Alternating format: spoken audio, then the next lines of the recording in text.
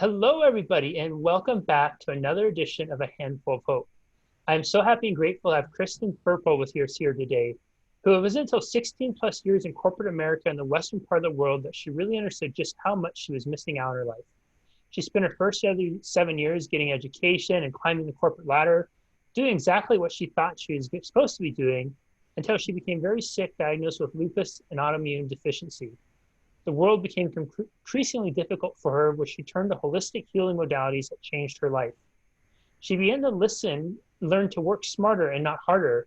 And after 7 years of innovation consultancy, she stepped on her own as founder of Hanger 10, a consultancy firm that helps business people use innovation for maximum growth. However, she's still feeling she needed to change, and in 2014 decided to explore India, Africa, and Southeast Asia. This journey took her through 10 countries in 2 years, and on this journey, she lived and worked in Egypt, Kenya, and India before finally settling down in Bali. Throughout these travels, she learned about Eastern philosophies, which helped her step further into her passion of alternate healing modalities, which eventually led her to sound healing. Sound healing was a missing piece of the puzzle she needed, and she realized that she had choices, that she was the one in control of her work and life, and she learned how to create harmony and balance in the middle of the business world. In 2017, she left Bali and returned to the US to settle down in Northern California to merge both these worlds, Eastern and Western philosophies. Together, both philosophies taught her how she could live the life she always wanted. Today, she's an international business consultant working for a Swedish-based company living in Northern California and has her own private practice of sound healing. Her passion is helping people discover how to live the life they want without self-sacrifice. Kristen, welcome, and thank you so very much for being here. Thank you so much for the invitation. I'm so excited to be here. I am so excited to have you here, and we've had a couple wonderful conversations thus far, and I have already come to know you as such a kind and generous soul, and people are going to be in for such a treat because you do have so much, I think, really beautiful and sound wisdom to offer the world. Thank you. Thank you. Yeah. I'm super excited to be here and share it. We were talking offline about kind of the chaos that some folks may find themselves in right now. And chaos is weird. You were mentioning too, and I agree. It's a difficult word because it implies so much, but it also seems like a fair word for much of what people are going through. You and I both live in California, and you're in Northern California, where right now, on top of COVID, there are fires everywhere. I think when I read last, California has something like 500 plus fires going on. We're at a time where there's all sorts of economic uncertainty, political turmoil, not just in the US. We haven't even gotten out to the broader world at large. I wonder how, and one of the challenges it seems for people in the midst of all this is they often feel like that so much is out of their control. That how am I supposed to take care of me when everything that is happening to me is external? Maybe we could start there and just chat about that a little bit.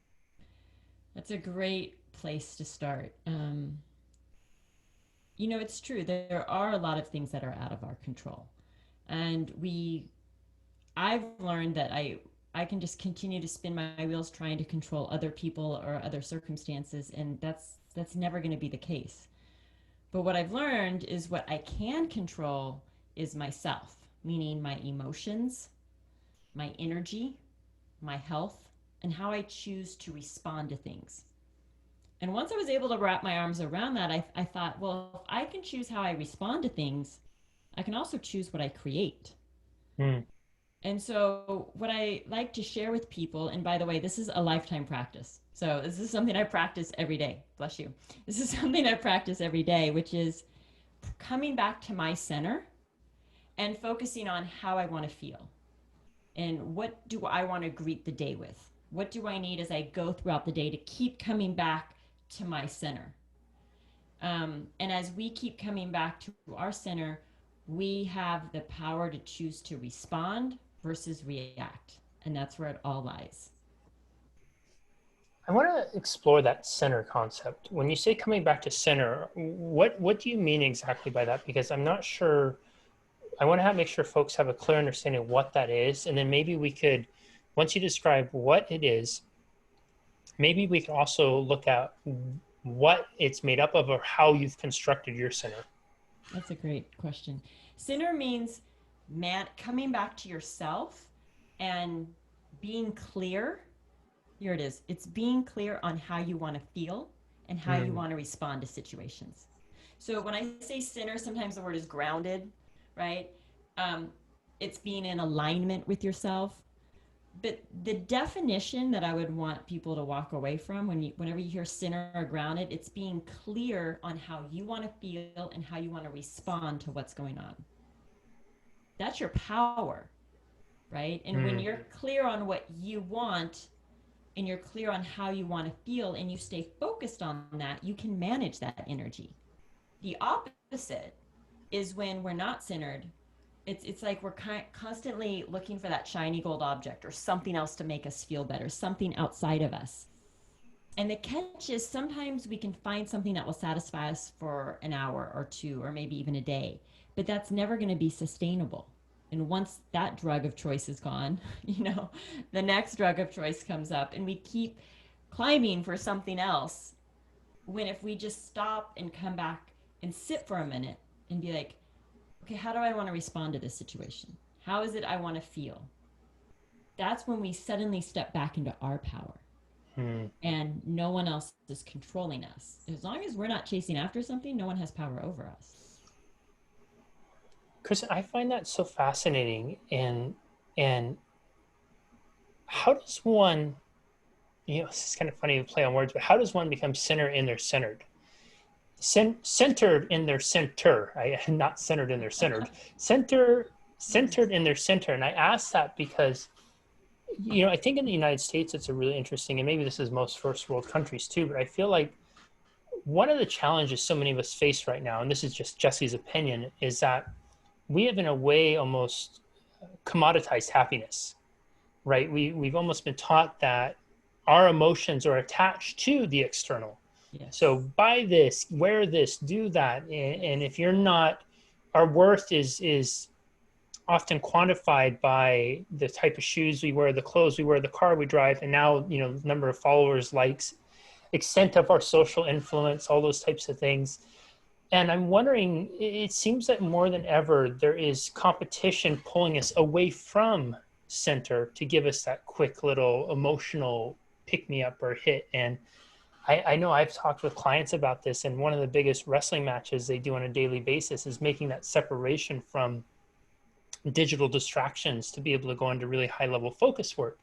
They know they should, yet those digital distractions provide this instantaneous, whether dopamine hit or whatever it is. So how does one begin to learn, with all that going on, to begin to learn or to become centered in their center? It starts with meditation. Hmm. It really does.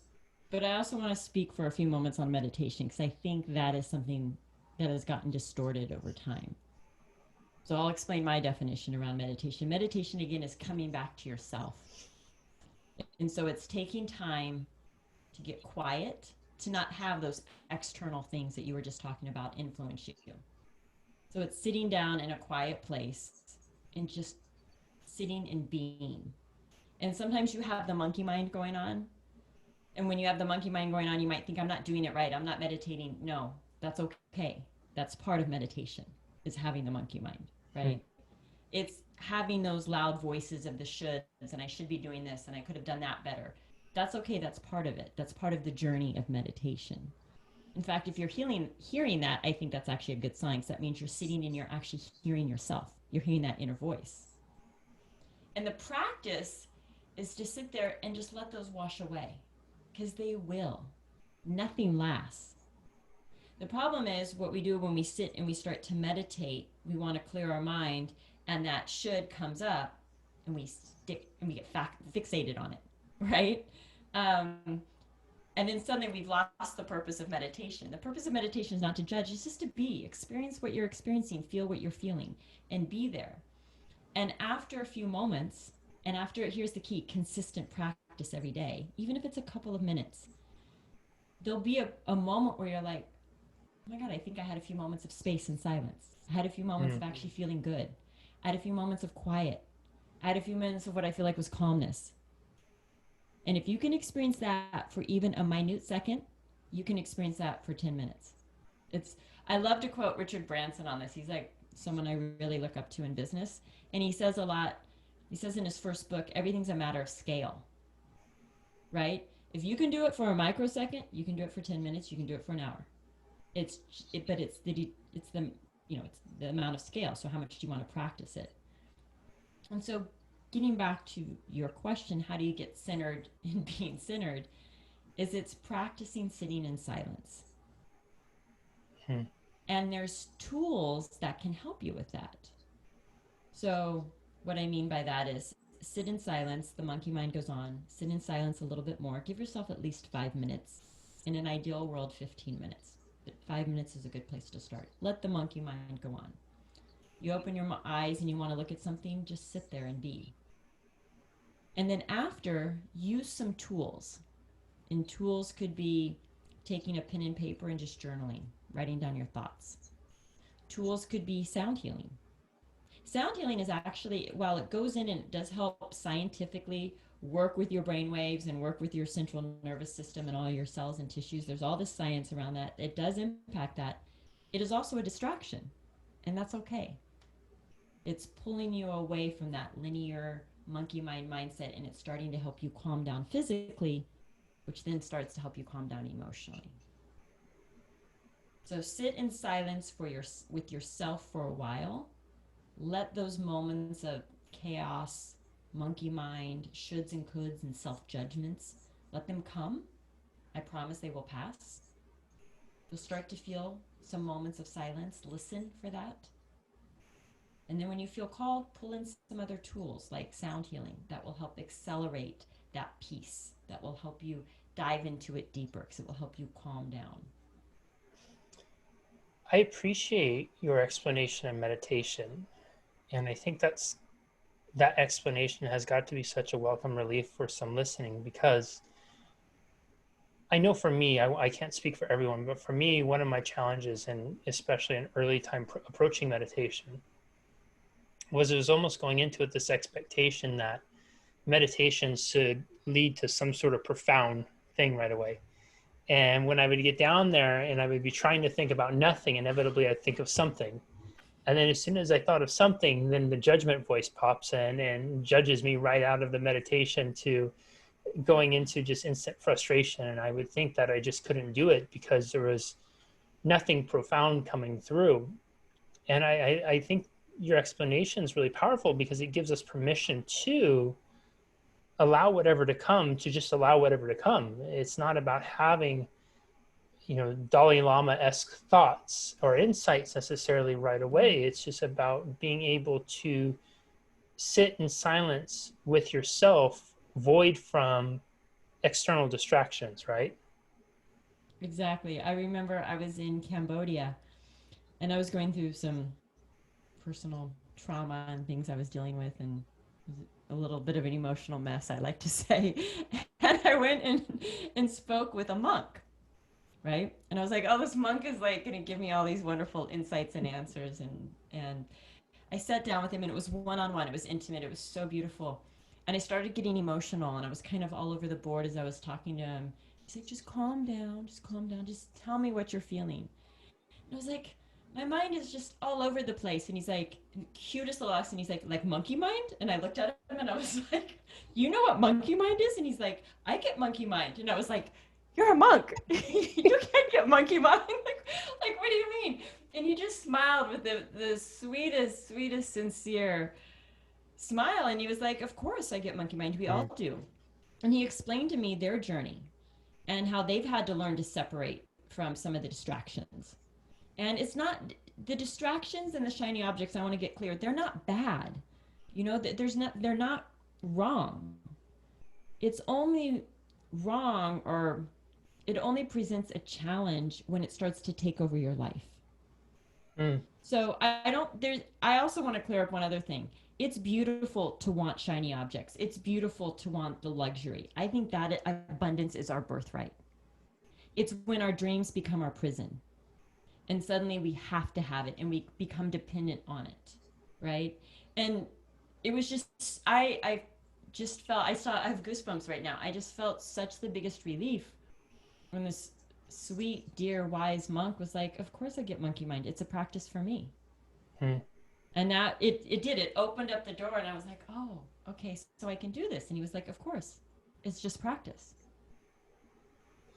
I feel like my some of my greatest monk wisdom I've received, and I haven't had any intimate personal conversations with monks like you have, but in my readings and observations of, I find the most profound is often the simplest. It's them confirming that they are like us and we are like them, because I think you go into this, at least for me, I go into this expectation like, gosh, this person has been doing this for however many years, and they've taken these vows and these vows and these vows, and they must have so much profound insight and wisdom.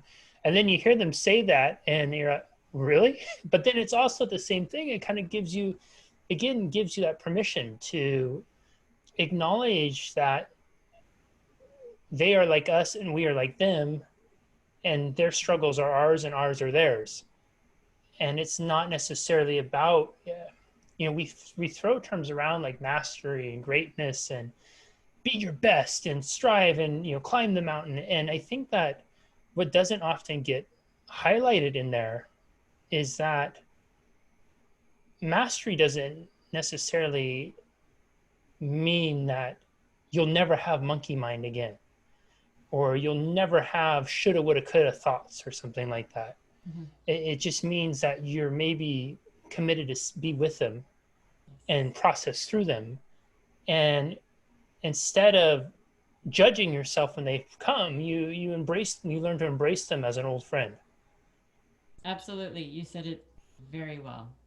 And if we, I, it's interesting. You said something that gave me a really interesting reminder. We all start off at the same place. We're all born. We're all infants. Someone takes care of us, helps us grow, and then we choose what path we want to go on. So monks have chosen to go on a different path. They've chosen a certain type of dedication, just like the expert in a field of innovation. Richard Branson chose to focus on other things, right? So you brought up a really interesting word, mastery. I think the practice is remembering, number one, they're not any different than us. They've just chosen to dedicate their time to become very good at something. I can do that too. In fact, many of us have. We've chosen to dedicate our time at not liking ourselves, Hmm. right? And so Yes. we already have within us all we need. I really believe that. And so I would love for all of us to practice being a master at just accepting us at who we are now. And if we can practice who we are now, all of this weight comes off of us, and suddenly we realize, oh, I'm free to be who I want to be. I'm free to practice whatever it is I want to practice because I'm not fighting this illusion of some perfect destination that we think a monk or an expert in a field has gotten to. There's no destination to get to. We need to remember the whole purpose of we're meant to have fun in life. We're meant to experience joy and abundance. And if we would just stop looking for the gold shiny object or fighting and just allow ourselves to be where we are and accept that, then suddenly all the resistance falls away and we have so much energy to focus on who and what we want to grow and create. Hmm. And one thing I also just want to put in there, I'm very much a fan of commitment to action and going after your dreams. I'm not saying that. What I'm saying is get clear on what you want first. Allow yourself to be who you are now and let go of the resistance and then focus your energy on creating the things that bring you joy and happiness and just see where that begins to take you. And sitting for a few moments each day and allowing these monkey minds and shoulda, woulda, coulda to come in, we start to see that they'll begin to dissolve. You might even have a moment where you're sitting in silence and you just start laughing at yourself. You're like, oh my god, like what is all Yeah. this going on in my mind? And that's actually a beautiful place to get to because then Yeah. we've stopped taking ourselves so seriously, right? Yeah. Those have actually been some of my favorites when I hear some of my inner dialogue. And oh my God, I wish I could put a microphone on this and put it out there and share this with other people. I love what you said though about it just being about a journey of really of self-acceptance of who you are now. And I think that's important and profound in one and the same time. It's important to recognize, but so profound because really, how can we become a better version of ourselves if we still haven't become the version of self or accepted the version of self we are now? It's like how can we build a better home if we haven't yet built what we have into a home or turned what we have into a home? I'm struggling with making a really coming up with a metaphor that does what you say you shared justice, but I absolutely love that. And I want to talk a little bit about the sound healing. What is sound healing? Maybe explain it to everybody. How does it work? I know you alluded to it more about how it works on a cellular level, but for folks who've never heard of it before or who have their curiosity perked by it, just give us the Cliff Notes Sure. version of sound healing. Absolutely. I'll give you the quick Cliff Notes version if I could offer a metaphor for what you were just saying. I Please. think what I heard you saying was if you want to build a house, you have to have the foundation. And the foundation is you as you are now. And you can add stuff to it, the beautiful walls, the pool in the backyard, the second level, but you can't add the walls and the pool in the backyard and the second level if you don't even have a foundation to put it on. And so the Yes. version of yourself, right, is that foundation, and that actually leads to the salvation. To the salvation. It leads to salvation. It leads to the sound. It leads to the sound healing. It does lead to salvation too. But Yeah. that's a whole Yeah. other. That's a whole Yeah. other. That'll That's a be whole other that'll be part podcast. two. That'll be part two. um, sound healing. So what sound healing does, and I'm going to come full circle with that foundation comment and metaphor with the house. What sound healing does is sound creates a vibration, and that vibration energetically and physically can come and impact your body.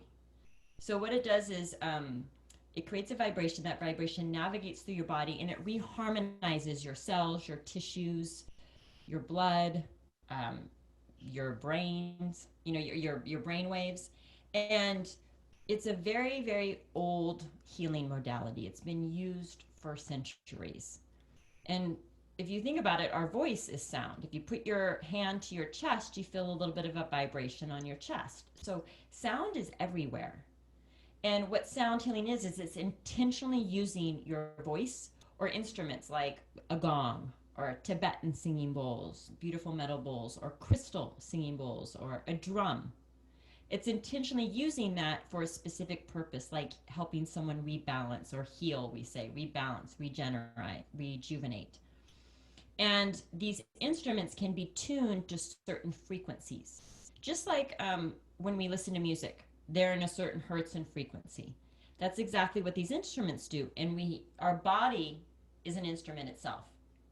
And we have different energy zones in our body. Our brain waves, beta, alpha, theta, delta, gamma brain waves, each have a different hertz and frequency. So when we play a note and we create a certain octave that matches the same frequency in your brain, on your brain wave, or in your body, it helps to reharmonize.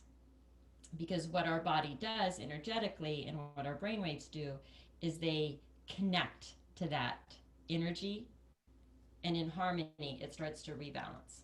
Hmm. Can I'm curious, can sound be detrimental as well? And I Yes. ask this because I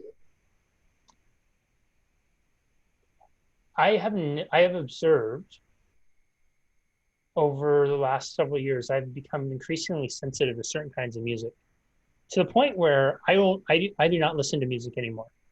I unless it's something I only listen to at rare occasions when I'm driving, and I have a playlist that is specifically designed that there's meaningful emotion attached to each song.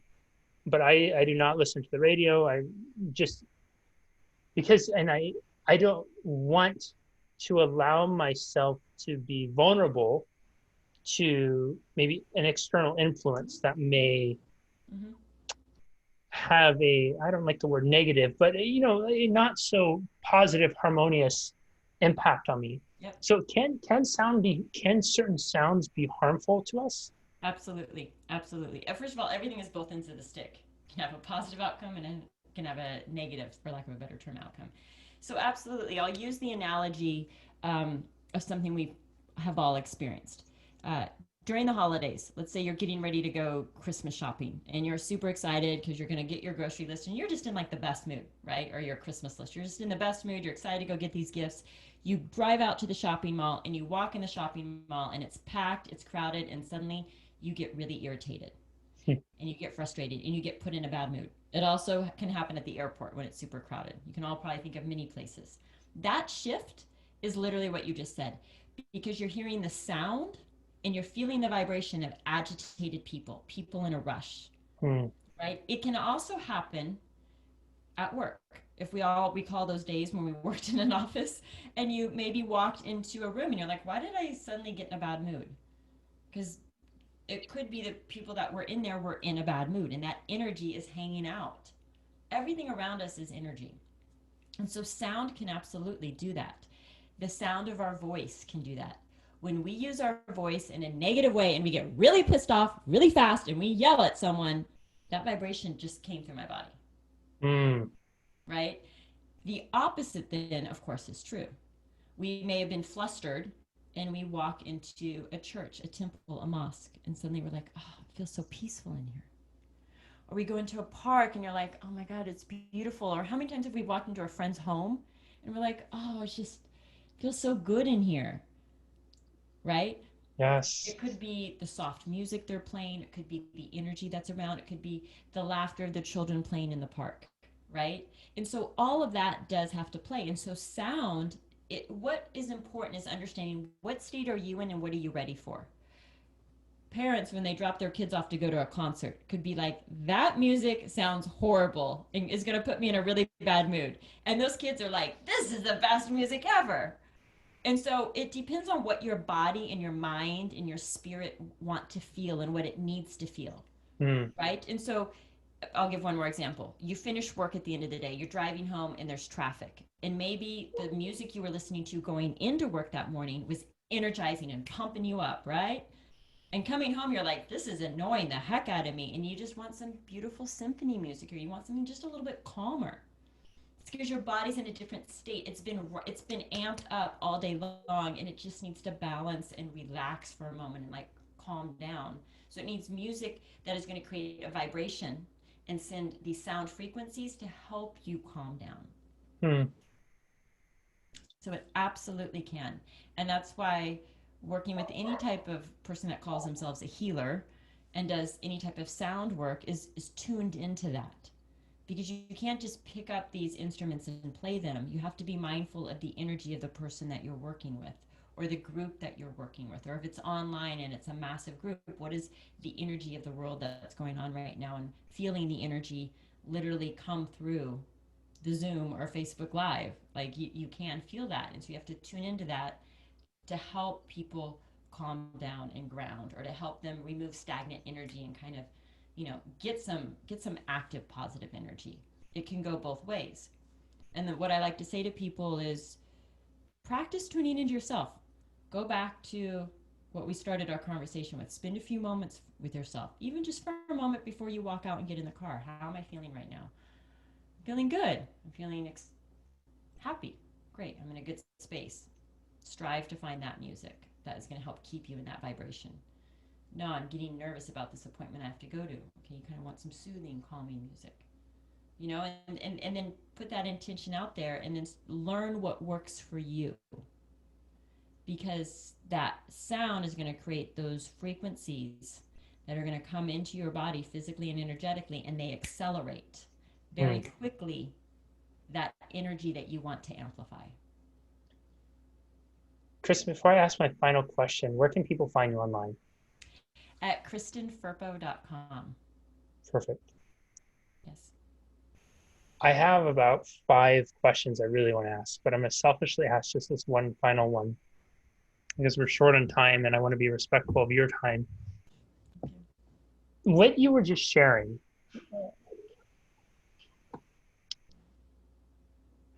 is it possible then for some folks who find themselves repeating habits, repeating patterns, Mm.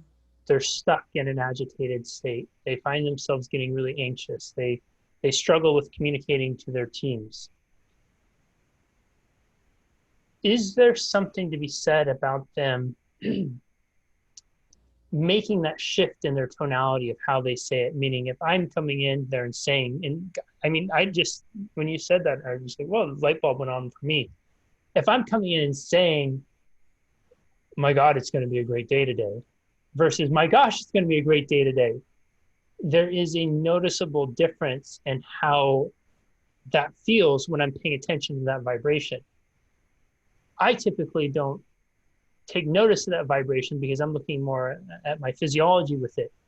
But then now thinking of it from a sound vibrational perspective, I'm aware of how, even now, how I'm talking, how I'm feeling internally. So I guess that's a long way of saying, and I don't even know if there's a question in there, but that's a long way of saying that if it can be done, if that is something like a little tool or tip, because you and I were talking beforehand, sometimes we only have a minute of Yep. where we really have awareness with ourselves. Mhm. Can people start to use their own voices to heal, I guess? Could they start to use their own voice if they just learn to use their voice in a way differently than they had before? For example, if they felt that they were not loved or nurtured as a child or even as an adult, could they start to tell and communicate in a more loving and nurturing tone, whatever that tone is for them? And in so doing, would that help them begin a healing process for themselves? Absolutely. So you just brought us completely full circle because by doing that, and I'll give a quick little tip of how to do that. By doing that, you're going to return back to your center, which is creating your foundation. And the way that you can do that is first, the one thing is you have to realize you need to do it. And that's just sometimes where an external third party person can help you see things because sometimes we don't see what we don't know, right? Because we're just so in the middle of doing it. But when you realize what you just said, like, maybe the tone of my voice or even the choice of words and how I'm saying them could make an impact. That's the most powerful thing you can do. You can heal yourself better than even I could or anyone else can help you heal Mm. because you are the master of healing yourself. And so by simply, before you go to do any activity, before you walk out of the house, before you get on a Zoom call, before you greet your partner or your child, go sit in the bathroom on the toilet for a minute and just take a deep breath wherever you can find some space and be like, and say what you feel like you need to say to yourself. I'm okay. Like, I'm a good person. I got this. Mm. I will be able to figure this out. I have tools and resources to help me, or the universe is on my side, or I believe in myself, or if those may be too profound and you don't believe them, you could just simply say, I'm going to be okay. I've been okay up to this point. I'm going to be okay. When you're saying say it to yourself, are you saying internalize it, say it internally, or externalize it, say it actually where you Both. can hear it? Both. Okay. The reason why I say both is you want to say it externally to create that physical vibration, but you want to say it internally. And when you say it internally, you want to feel it. Gotcha. You want to feel what you say because when you feel what you say, you will begin to attract it. That's law of attraction, I love that. quantum physics. Everyone, my goodness, is this going to be one you want to rewatch and re-listen to? Kristen took us on an incredible journey of really looking at self. I'm starting with meditation and what redefining like what that is, and it being a space for allowing the shoulds to come up. Not something where you're necessarily diving into it with the goal of seeking complete enlightenment and quiet and peace right away, but instead going into it and realizing that you, just like the monks who have studied this their entire lives, you too have monkey mind. And so that if you're experiencing exactly what a monk is, then you must be on the right path. And in so doing, allow for yourself to have the shoulds come up. Allow for it just to be a goal of enough of just to be with yourself. Speaking of self, my goodness, imagine that. What a profound insight to just focus on self right now, to become and embrace that version of who you are now so that you can evolve and become that version you would like to be. It goes back to the foundation, which Kristen so gratefully, I'm so grateful she completed the metaphor for me that I was stumbling and bumbling through. It really is the foundation, that center. Speaking of center, right, we really did a great conversation around center, what it means to figure out what your center is and how to center yourself. Really identifying that place that's home for you and understanding that it's an innate expression of who you are, not necessarily how you think you should be. And she also said, though, that it's really important that it's great to want, that abundance is our birthright. And I love that she gave us that. But I think in that too is to attract and obtain abundance, we must first start with having that foundation to allow abundance in. We closed up with talking about sound and the healing portion of it and being aware of our environmental sounds, whether it's music or or the energy of other people. I could certainly relate to that, as I routinely only go to the grocery store right when it opens or late at night before it closes now, just because I found I was getting so sensitive to it. And then I was turning into that person that was probably putting out horrible energy for everybody else too. So I appreciate her acknowledging that. And I love the finding that minute to yourself, even if it's when you're in the bathroom using the restroom, of saying to yourself internally and externally, allowing yourself to get the internal vibration as well as the external, allowing yourself to lose your own voice to begin to heal, to grow, to evolve, and to just expand your awesomeness of who you are. Kristen, this has been absolutely incredible. Thank you so very much for being here. What a gift you've shared with us today. Thank you. Thank you. You're a gift to everyone for putting on these podcasts and sharing all this wonderful wisdom from so many people out there. Thank you for doing what you're doing. Absolutely. We will see you next time, everyone, on another edition of A Handful of Hope. Bye bye.